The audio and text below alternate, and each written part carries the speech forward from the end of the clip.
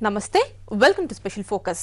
అక్కడ అంతా ఓపెన్, ఏం చేయాలనుకున్నా సిగ్గు ఎగ్గు విడిచిపెడతారు. ఒకరి గర్ల్ ఫ్రెండ్ మరొకరితో చిందులేస్తారు.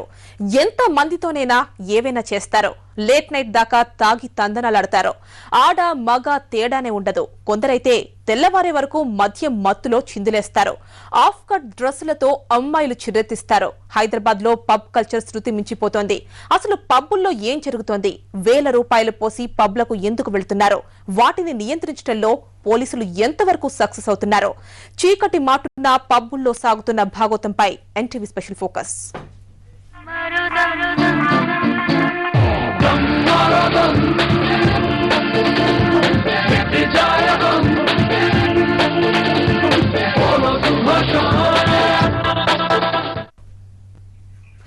వేగంగా అభివృద్ధి చెందుతున్న నగరాల్లో హైదరాబాద్ ఒకటి. ఇక్కడ పాశ్చాత్య కల్చర్ కు యూత్ తొందరగా అట్రాక్ట్ అవుతున్నారు. భాగ్యనగరం యువతను పక్కదారి పట్టిస్తున్న వాటిలో పబ్ కల్చర్ ఒకటి. అసలు పబ్ అంటే ఏంటి? వీటిల్లో ఏం చేస్తుంటారో?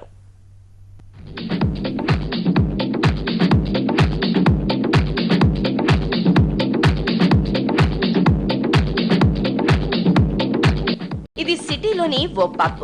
గేటు ముందు నిలబడ్డ మల్లయోధులందరూ బౌన్సర్స్. వీళ్ళని కాదని ఎవరూ లోపలికి వెళ్లలేం. ఎందుకంటే ఏ చిన్న సమస్య వచ్చినా ఈ బౌన్సర్లదే బాధ్యత. కస్టమర్స్ ను వీరు దేవుళ్లుగా భావిస్తారు.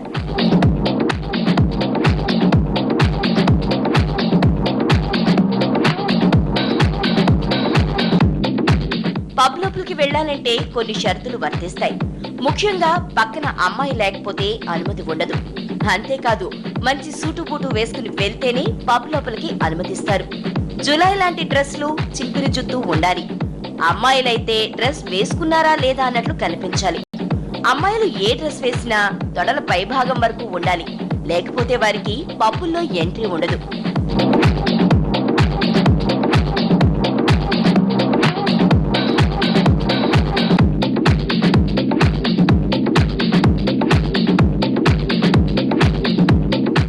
పోతే గేటు దగ్గర నిలబడిన వ్యక్తికి మనం నచ్చాలి. అతను గేటు తీస్తేనే లోపలికి అనుమతి, లేకుంటే ఇంటికే.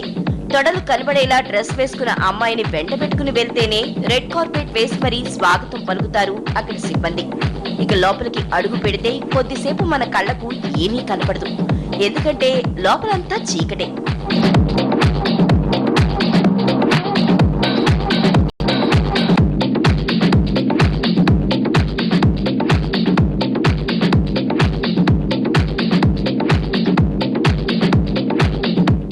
పబ్బుల్లో టేబుల్ వెతుక్కోవడం కూడా కష్టమే. ఏ టేబుల్ దగ్గర లైట్స్ ఉండవు. కేవలం పబ్బుల్లో ఉండే స్టేజీ మీద తప్ప మిగతా చోట్ల మొత్తం కూడా లైటింగ్ చాలా తక్కువ. ఇందులోకి వచ్చే వాళ్లకు వెలుతురంటే అస్సలు ఇష్టం ఉండదు.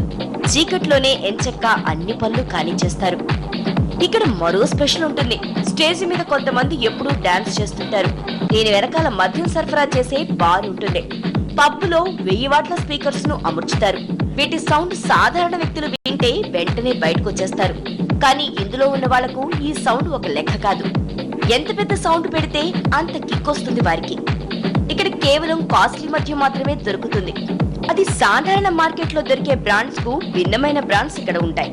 ఇక్కడ మొత్తం ఇంపోర్టెడ్ మద్యమే లభిస్తుంది. వీటి ధరలు కూడా చుక్కలు చూపిస్తాయి. సామాన్యుడైతే ఇందులోకి వెళ్లటమే కష్టం. అంతా బడాబాబుల సుపుత్రులే ఇందులో కనిపిస్తారు.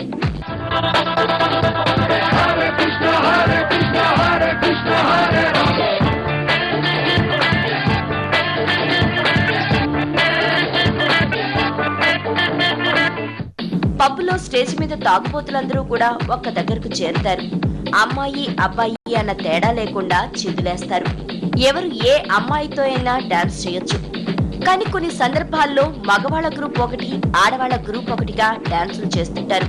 చాలా సందర్భాల్లో మాత్రం అమ్మాయిలు అబ్బాయిలు కలిసే డాన్సులు చేస్తారు. ఎటువంటి పట్టింపులు ఉండవు వీరికి. మత్తులో బట్టలు ఊడిపోయినా పట్టించుకోరు.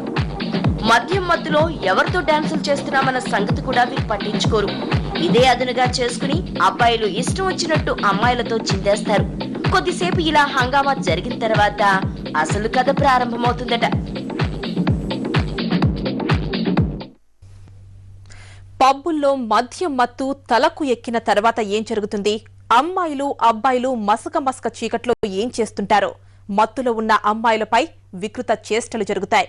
రెచ్చగొట్టే డ్రెస్లతో అమ్మాయిలు కవ్విస్తే చిర్రెత్తిపోయే అబ్బాయిలు ఓ రేంజ్లో రెచ్చిపోయి తాగిన మత్తులో ఏం జరుగుతుందో కూడా తెలియని పరిస్థితి. పబ్లోకి వెళ్లాలంటే ముందుగా కొంత కల్చర్ నేర్చుకోవాల్సి ఉంటుంది. పబ్లోకి వెళ్లేవారు అమ్మాయిలైతే ఎత్తు చెప్పులు, పొట్టి గౌన్లు, తొడలు కనిపించేలా డ్రెస్సులు ఉండాలి. నగరంలో దాదాపుగా 50కి పైగా పబ్బులున్నాయి. ఇందులో ఎక్కువగా వెస్ట్ జోన్ పరిధిలోనే ఉన్నాయి. ఎక్కడైతే సంపన్నులు అధికంగా ఉన్నారో అక్కడ ఈ పబ్బులుంటాయి. పబ్బుల పేర్లు కూడా చాలా గమ్మత్తుగా ఉంటాయి. అసలు అక్కడ పబ్ ఉందన్న సంగతి తెలియకుండా మెయింటైన్ చేస్తారు. పేజ్ 3 ఆర్టికల్స్ లో కనిపించే వాళ్లకు మాత్రమే ఈ పబ్బుల గురించి తెలుస్తుంది.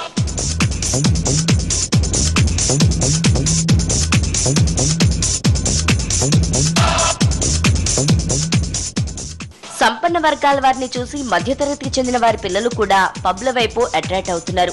అసలు పబ్బుల్లో ఏముంటుందోనని ఆశపడుతున్నారు. ఇలా మధ్యతరగతి ప్రజల్ని టార్గెట్ చేసుకుని నడుస్తున్న పబ్లు కూడా నగరంలో కోకొల్లలుగా ఉన్నాయి. పబ్లకు అలవాటు పడి తమ జీవితాల్ని నాశనం చేసుకున్న వారు ఈ సమాజంలో ఎంతో మంది ఉన్నారు. పబ్బుల వెంబడి తిరిగి చివరకు జులై అయిన వారి సంఖ్య కూడా చాలా ఎక్కువే.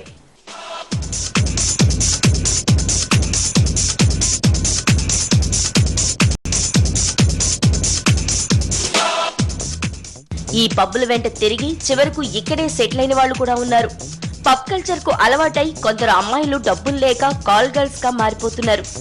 ఒక్కసారి పబ్బుకు అలవాటు పడిన వారు తిరిగి తిరిగి అక్కడికే వెళ్లాలని చూస్తారు. ఇది ఓ వ్యసనంగా అలవాటవుతుంది. దీనిపైన నేను ఏమంటున్నాం అంటే నిజంగా ఏ విధంగా జరిగిపోతుందంటే మొత్తానికి అమ్మాయిలు కూడా అబ్బాయిలతో సమానంగా ప్రతి దాంట్లో సమానంగా ఉన్నాం, దీంట్లో సమానంగా ఉన్న కోవలో వెళ్ళిపోతున్నారు అమ్మాయిలంతా. ఆ పబ్ కల్చర్ వల్ల ఏమవుతుందంటే ఏ నైట్ అమ్మాయి వస్తుందో ఏ జరుగుతుందో అనే ఒక తరుణంలో ఉంటున్నాము.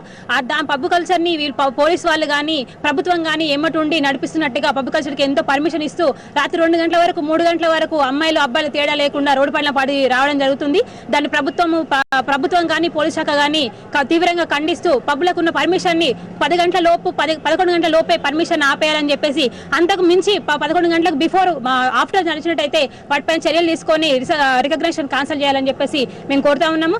హైదరాబాద్ లో పబ్బులకు రాత్రి 12 వరకే అనుమతి ఉంటుంది. అయితే ఈ పబ్లన్నీ కూడా తెల్లవారే వరకు నడుస్తూనే ఉంటాయి. సిటీలో మాత్రం ఈ పబ్స్ కి, బార్ అండ్ రెస్టారెంట్ కి సిటీ పోలీస్ కమిషనర్ గారు పర్మిషన్ ఇస్తే మాత్రం 12 o'clock దాకా రన్ చేసుకోవచ్చు. అది సిపి గారు పర్మిషన్ లేకపోతే బై 9 o'clock క్లోజ్ చేయాలి. 9 o'clock కన్నా బియాండ్ ద టైమింగ్ రన్ కావాలంటే కంపల్సరీగా సిటీ పోలీస్ కమిషనర్ గారి పర్మిషన్ కావాలా. అంతకుమించి వాళ్ళు బియాండ్ ద టైం చేస్తే వాళ్ళ మీద సిటీ పోలీస్ యాక్ట్లో కేసెస్ కడతాం.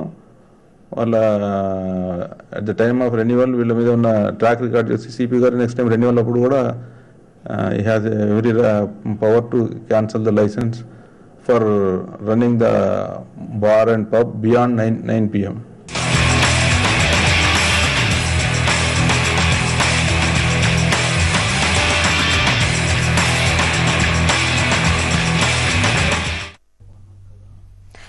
హైదరాబాద్ ను పబ్బులు సర్వనాశనం చేస్తున్నాయి, సమాజాన్ని చెడగొడుతున్నాయి.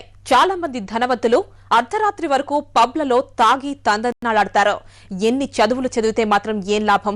సంస్కారం అక్కడ బోతద్దంలో వెతికినా కనిపించదు.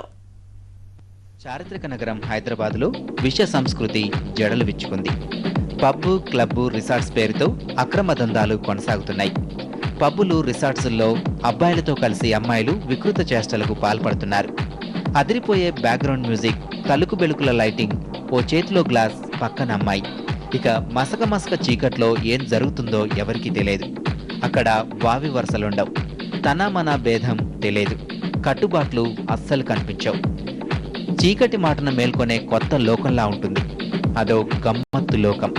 అక్కడున్నదంతా ఒకటే, ఎంజాయ్మెంట్, ఎంజాయ్మెంట్, ఎంజాయ్మెంట్. ప్రపంచాన్ని మరిపించే గమ్మత్తైన లోకం అది.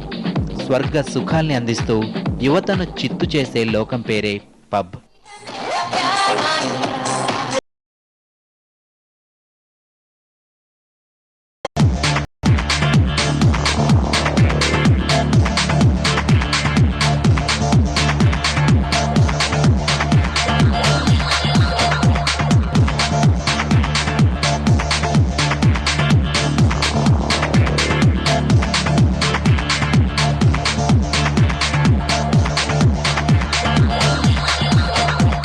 టెక్నాలజీ మాటున ప్రపంచమే కుగ్రామంలా మారిపోయింది. దేశాల మధ్య ఎల్లలన్నీ చెరిగిపోతున్నాయి. తెరపైన ఇదంతా అభివృద్ధి రూపంలో జరిగితే తెర వెనుక మాత్రం ఆ పాశ్చాత్య సంస్కృతి మన యువతను నిట్టనిలువుగా కూల్చేస్తోంది. కాలంతో పరుగులు పెట్టే క్రమంలో మారిన కాలంతో పాటు మారుతున్నామనుకుంటున్న భ్రమలో తప్పులు చేస్తున్నాం. మనది కాని సంస్కృతిని అరువు తెచ్చుకొని మరీ దారి తప్పుతోంది నేటి యువత. డిస్కో లైట్ల వెలుతురులో, మందు మైకంలో, గమ్మత్తైన ఊహల పల్లకీల్లో తేలుతూ తూలుతూ సర్వనాశనమైపోతున్నారు.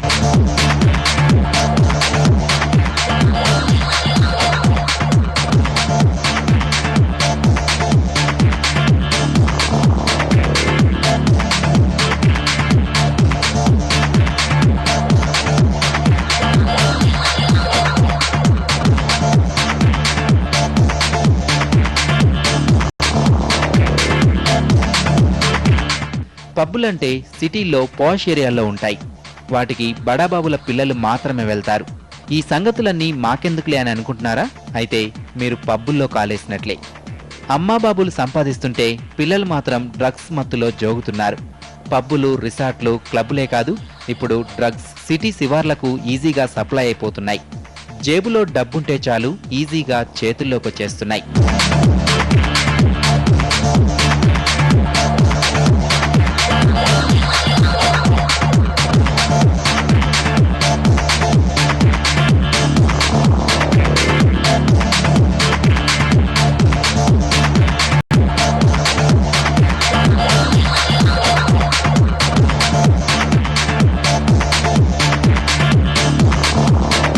ఈ పబ్ కల్చర్ పూర్తిగా సమాజాన్ని నాశనం చేస్తోంది. ముఖ్యంగా యువతను పెడదారి పట్టిస్తోంది. పబ్లకు అలవాటు పడిపోయి చెడు మార్గంలోకి యువత వెళ్లిపోతున్నారు.